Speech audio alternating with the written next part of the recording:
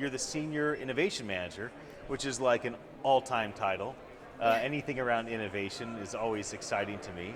Can you give some background on who you are and what brought you to Appen a couple years ago? Sure.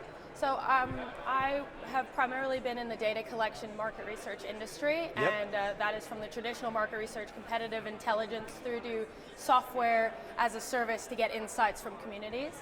And that industry kind of set me up pretty nicely to join the team at Appen on their global and advanced solutions and research team as their Senior Innovation Manager. And the idea there is to help identify areas of opportunity, to use the tools and expertise we have to really impact change.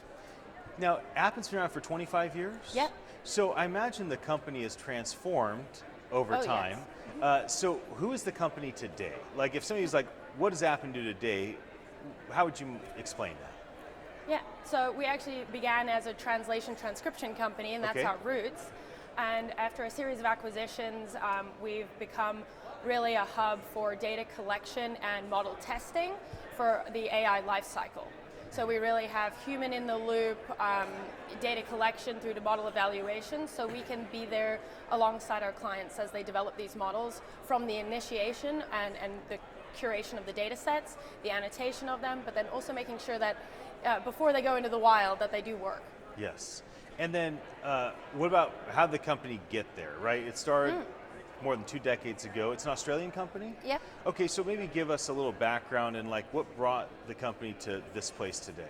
Sure. So primarily our biggest clients have been some of the global clients, Google, for example, we work very closely with. And so even though our headquartered company was out of Australia, we've been working with these US-based clients, and so much so that even last year we switched our investor profile to US dollars. Really? So really the main revenue generator and our clients are all based in the US. Yes. So we've kind of shifted from being primarily just Australia-based, but we have offices in EMEA, as well as in the US, but we are very much focused on the US market. Okay. Alongside a lot of our customers who start their data journeys or their innovation journeys in the US as a test market and then move out to other marketplaces in different languages. If you could get everybody's attention in this industry, what would be a message that you'd want them to know about, either that is meaningful to you personally or is meaningful to Appen, the company? Yeah, I would say don't forget about the people. Yeah. It's really sexy technologies and really exciting, and some just seeing some of these animated AI machines that are very human-like. At the end of the day, we all some of us have an Alexa in our home, some of us are using Siri regularly. A lot of these AI-powered natural language technologies are really going to be embedded continuously in our lives and in school systems and everything go forward. So just to be very mindful of the impact on people, because as sexy as it is, it's going to impact humans. Right. You talked about something with refugees. Yeah. Can you touch on that a bit? I'd love to have you explain what Appen's done in that regard. Yeah.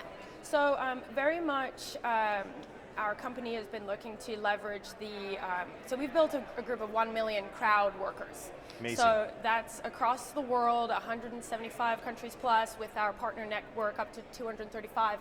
And we look for areas of opportunity to give economic opportunity and upskill in these areas, right? So even with the war right now in Ukraine, we have our trust and safety team looking to build networks and relationships so we can facilitate how do we help these folks, perhaps they're annotating Ukrainian language, which we can upskill them so they can have a skill, but also in this time of political unrest when they don't necessarily have all the paperwork, how does our organization work with similar organizations and humanitarian organizations so that we can actually share the wealth in that way and contribute to these folks' success as they contribute to these language models, so we can kind of keep end to end making sure that we're making a positive impact.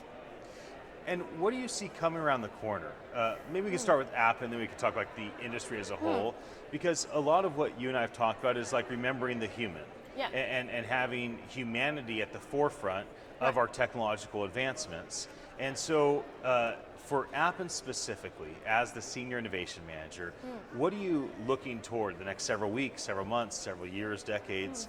I'd love to hear your thoughts. Yeah, so our organization works not just in voice, but we also do computer vision and text and all these other different modules. So our organization is really looking at how it's going to be multimodal and how everything's going to be connected and interconnected and how to work these things together. Yes. So with that comes a need to sort of standardize some of these marginalized communities, such as the African American vernacular.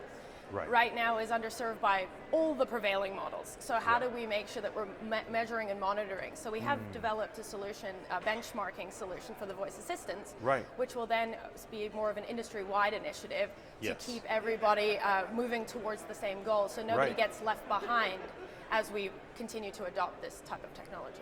Is there a catalyst that you think would cause corporations to be more thoughtful of humanity? Is there something, and do you think that should be, is it a vision that needs to be cast? Is it a regulation that needs to be enacted? Is it a white paper that needs to be written? Yeah. Like, what would potentially catalyze corporations to start thinking through how do they be more thoughtful of humans in the regard of what you're talking about that's not currently in place? Yeah, so well, definitely in the last 5 years, there's been a lot of social movements and changes, and it's not. It's really gotten better, there's no doubt. It's gotten exponentially better in a very short period of time. So the attention and the onus on the corporations to make sure that they're above board with all these initiatives, I think that's already in place, and that's more of the entire community is looking and criticizing if they're not being above board with some of their strategies. So I think that the pressure is already there, but the areas of opportunity and how to arrive at these outcomes is sometimes a little bit murkier. And so that's how Appen sort of fits in the mix, that we have a few levers we pull in regards to how we can help at any stage of the AI lifecycle in order to, depending on what you're trying to achieve, but to stress test these models and make sure that before it goes out into the wild, we can give you that last double check that everything is actually going to hit the market correctly. But I think it's all going the right direction. I mean, even speaking with the Women in Voice and all the different initiatives, human-centric AI at Stanford University, all these innovation labs popping up. I think there's a lot of folks that are working in this space, and they're energized and they're excited about a future of equality. So I think that as long as the commitment for the DEI space, that sort of doesn't stop there. It's how do you take it further? Like with the Women in Voice, they were saying, in some groups, some companies, some communities, there's only 1 or 2 women in the room, and if you could just connect with the next building over, that's enough to just keep women in the industry and keep building it up, because it's not just inviting, now nurture and encourage and grow, and I think as long as they continue on that trajectory, we should be in a good spot. That's good. Maybe the final question I'll ask is about the event. Why are you here? Why is Appen here? Thank you for being here. We're so glad to have you be a part of it. But what's the reason for it? I mean, a lot of people watch this and they didn't come, and maybe they don't intend to come. And what's a benefit of being around 1,000 people in the industry all at one place?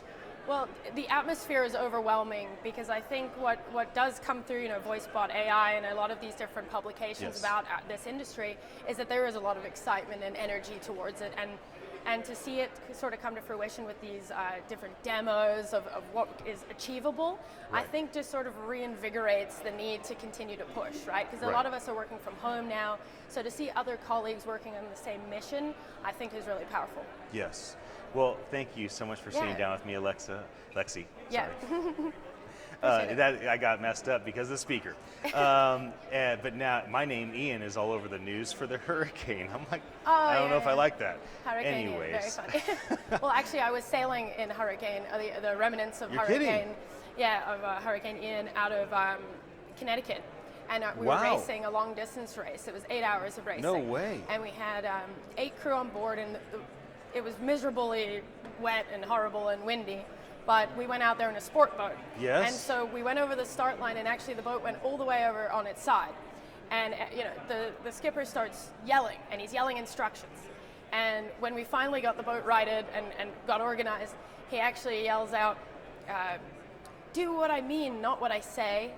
And I thought, how funny is that in the context of like voice in general? Like we have to be mindful of what we're saying. Do what I mean, not yeah, what I say. do what I mean, not what I say. and that was under stress. So Wow. humans don't always operate to the highest ability to communicate in these instances. Especially under when Yeah. what a great note Yeah. to end our conversation on. Yeah. And what a crazy story that you were in the hurricane on a boat on the sea for 8 hours. Yeah. But thank you for being here. We're Yeah. really happy to have you. Thanks so much. Anybody that's watching this conversation, thank you for your attention. My name is Ian Utile. I'm the CEO at attn.live. Looking forward to bringing you more of these fireside chats here at Voice 22 in Washington, D.C. Have a very happy day.